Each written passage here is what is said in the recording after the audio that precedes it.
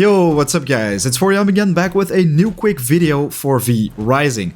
Today I'm gonna show you the best farming spots for the endgame loot in the Silverlight Hills, from Imperial thread to flawless gems, schematics, Highland Lotus, silver ore, and a lot more, so you can craft the highest level weapons and armor, and of course many other things, just like I showed you with the previous regions. So let's get right to it. So this is the last endgame zone, guys. If you are not ready yet for this area, make sure to check out my playlist in the top right of the screen for the Farbane Woods, Dunley Farmlands, and Cursed Forest, as I already made ultimate resource guides for those.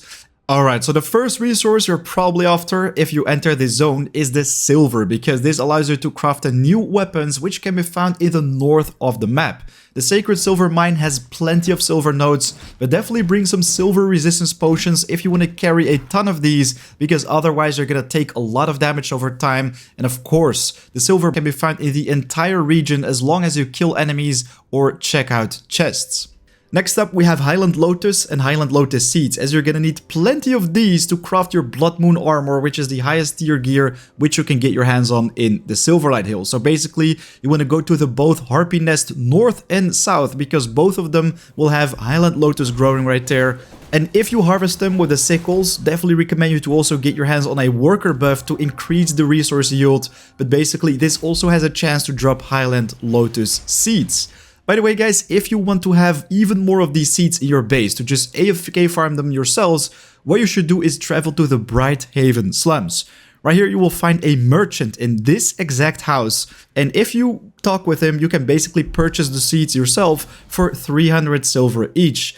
I personally think this is not a great deal, and you will find plenty of Highland Lotus as long as you just keep farming the Harpy Nests. But of course, if you want to have a nice AFK farm, that's the place to go. Next up, we have flawless gems, which you're gonna need for the endgame jewelry. Basically, once again, you want to go to the Harpy Nest because you will find plenty of these flawless gems veins right there, as well as inside the Sacred Silver Mine.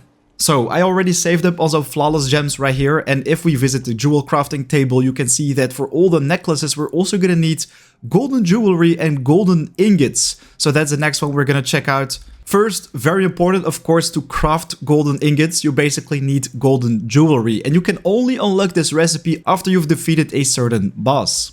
This guy is called Azariel the Sunbringer, and he can be found exactly right here in the Bright Haven Cathedral in the Silverlight Hills.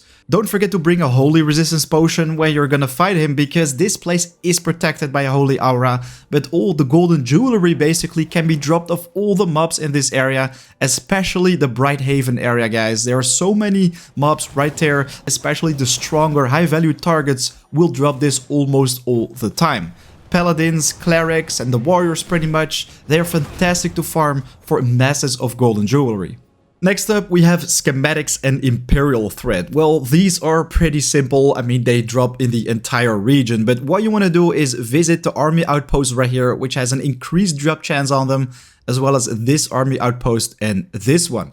Then, of course, we also have the Bright Haven slums, which drops extra of those, as well as the square, while in the northwest, we have the cathedral with an increased drop chance for golden jewelry, but in the southwest, guys, the Bright Haven docks, this place is fantastic to farm for all the lower tier ingredients, including the fish oil, leather, glass, and so much more, which you're gonna need for all the crafting in the game. You can also craft your own Imperial thread at the loom, but I definitely recommend you not to do this as it's pretty expensive. Bright Haven and the smaller areas will give you all the Imperial thread you will ever need. Alright, so there you have it, my resource farming guide for the Silverlight Hills to get your hands on all these endgame resources. If you missed things like the pristine leather, make sure to check out the Cursed Forest. I already made a guide for this region, which you can find at the top right of the screen. Anyways, right now it's 4am out. If you have questions, suggestions for future videos, make sure to leave them in the comments down below. I'd love to hear your thoughts, and of course, a big thanks for watching. Right now it's 4am out. I'll see you in the next one. Take care. Peace.